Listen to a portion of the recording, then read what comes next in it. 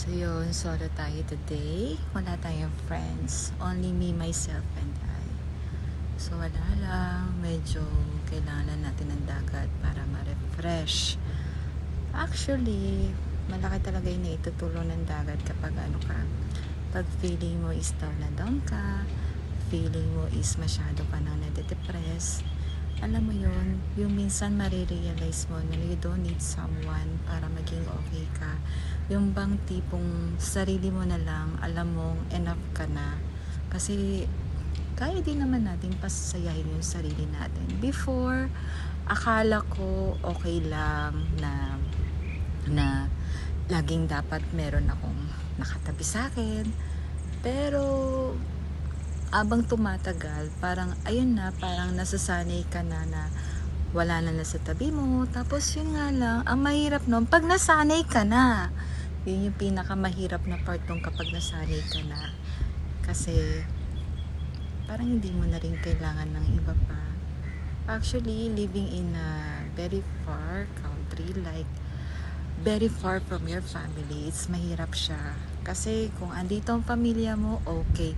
Kahit nakita mo nagrarambulan sila dyan, okay lang. Basta malaga, nakikita mo sila. Pero yung ikaw na nandito, na mag-isa ka lang, wala kang kasama, wala kang pamilya, ang hirap pala. Napakahirap. Tapos meron ka mang mga tao dyan sa tabi mo, tao sa paligid mo, pero hindi mo pa rin sila yung talagang masasandalan.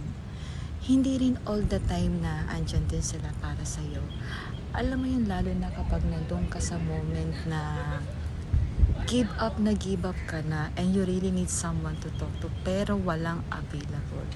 And then dun ko na-realize na yun nga talaga, na talagang kaya mo naman pala talagang mag-isa. So ayun lang naman talaga yung lesson sa life. Ang hirap lang. Pagtitingnan ng tao, mag-isa siya, wala siyang kaibigan, pero nandun yung peace of mind. Sobrang sarap ng peace of mind. Alam niyo, ang dami-dami ko natutunan simula nung nag-abroad ako. Yung magkaroon ng relationship, magkaroon ng mga kaibigan, ano yun. Basta, ang dami-dami. Kaya, yun lang naman yung ma-advise ko sa lahat, lalo na yung mga nag-iisa. Huwag kayong matakot mag-isa. Minsan, mas masarap pa nga kasama yung sarili mo lang. Kasi no judgment, walang alam mo yung walang magagalit sa'yo. Kasi nga, ikaw lang, at saka yung sarili mo lang yung nandyan. Kaya, ayun. Kaya, thank you myself for always being there for me. Alagaan mo sarili mo at mahal na mahal kita. At saka, papawisan tayo. Paganda ka lang. Yun lang.